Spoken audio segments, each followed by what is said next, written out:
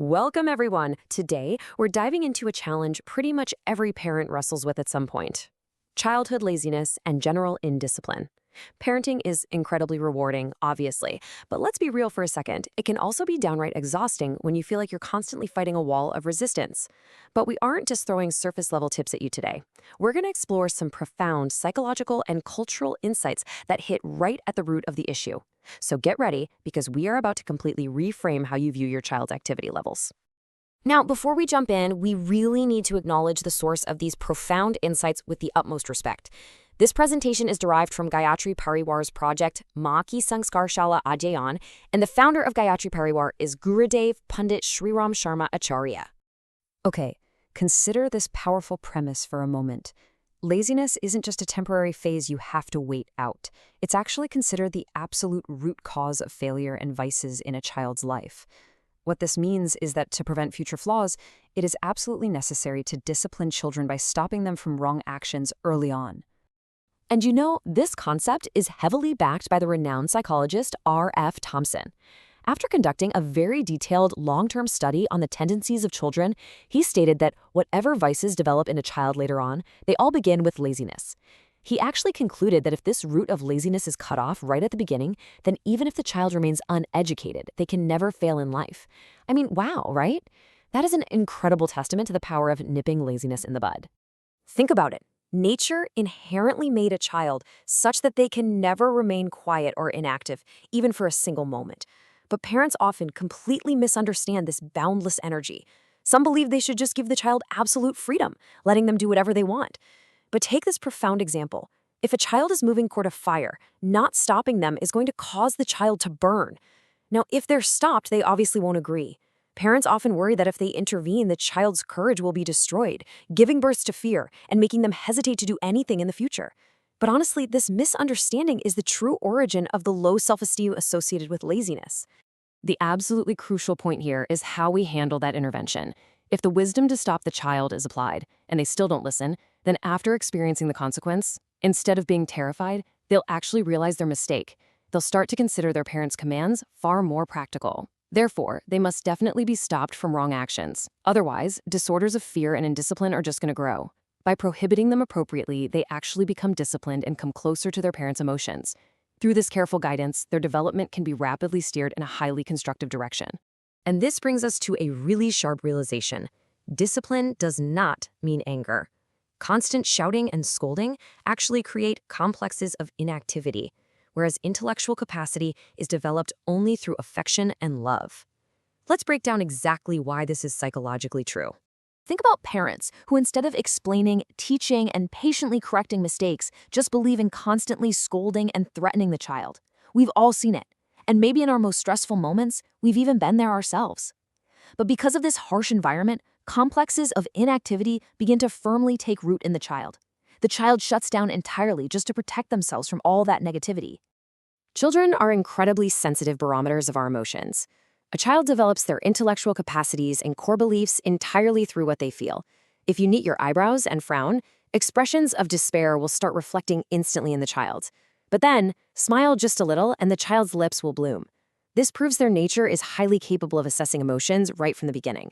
If their emotions are repeatedly struck at, then the destruction of their intellectual capacity is natural. This is exactly where inactivity and laziness breed. The beautiful solution to this is to ensure that from teaching etiquette to issuing prohibitions, a deep sense of intimacy and affection must always remain prominent. When discipline is wrapped up in pure welfare and love, the child responds with positive action, not a fearful retreat. So how do we practically spark that energy instead of suppressing it? Well, it really comes down to this. Creative activity can only be awakened in children by connecting them with household chores, caring for plants, and arranging books.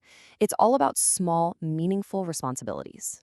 Professor O'Shea beautifully confirms this constructive solution. He noted that small ambitions should be awakened in the child right from the beginning. This includes wonderfully simple tasks like arranging toys in order, arranging chairs and tables, and keeping their clothes well arranged. These tiny wins build a massive foundation for a fully active, engaged life later on. One of the absolute best environments to foster this is in nature. Try taking your child out to the garden. Dig the garden bed yourself and ask them to hand over a sapling. Meanwhile, fill them with curiosity about the beauty of the flowers that will eventually bloom there, praise them, and remind them of how their work adds to the beauty of the house. You're directly connecting their physical activity with beauty and a much higher purpose. The incredible result of all this is a natural end to laziness. By keeping books well and keeping attire organized, the child's creative activity is fundamentally developed. As our profound source text confirms, the lazy tendency of such children will automatically come to an end. Organization quite literally breathes energy. But hold on, what happens when they resist? Is childhood stubbornness always wrong? We are often so quick to label a child as lazy or stubborn when they won't do exactly what we want, but let's completely reframe that as we enter the final stretch of our discussion today. The guiding philosophy here is an absolute game changer for understanding motivation. Do not impose your desires and prejudices on children. Guiding them according to their natural mindset while keeping them pressure-free is true development. There is a really deep psychological reality to understand here. Many times, even after being taught and explained to repeatedly, a child does not listen. But this shouldn't automatically be considered childhood stubbornness. A child exhibits stubbornness only in two distinct situations. One is when they are in some kind of hidden distress, and the other is when the education or direction being forced on them is entirely contrary to their sensitive nature. The immense danger here lies in parental projection. Many times, a child's inherent traits simply do not match ours or our expectations for them. For example, if parents have a deeply held prejudice that a child must become a doctor, but the child actually possesses the natural qualities of a soldier, they are working against nature. When parents show prejudice in forcing a specific direction, that is exactly when the complex of inactivity and laziness breeds in the child. They shut down because they aren't being seen for who they really are. The ultimate conclusion drawn here is incredibly liberating for both parent and child. Awakening activity by keeping the child pressure-free and aligned with their natural circumstances is the most appropriate and truly the most practical approach. Freedom from parental prejudice literally equals freedom from laziness. All right, let's wrap up this explainer with a definitive summary of what we've learned today. First, we once again want to acknowledge our profound source material with deep respect.